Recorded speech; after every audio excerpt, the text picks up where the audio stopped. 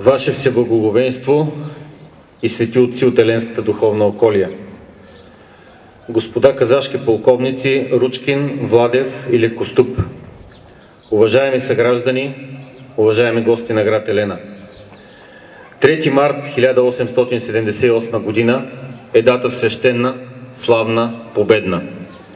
Този ден остава записан с златни букви в историята ни като ден на освобождението на България, като ден на възкресението на поробеното ни Отечество, за което се молеха свещеници и борци за независимата ни църква, за което бленуваха българските просветители, за което се жертваха плеяда наши революционери.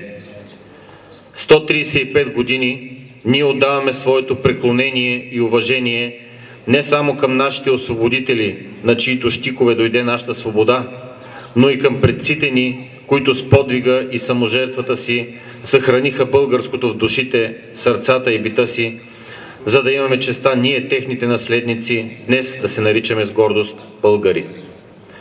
Без 3 март 1878 година нямаше да ги има нито Съединението, нито Денят на независимостта.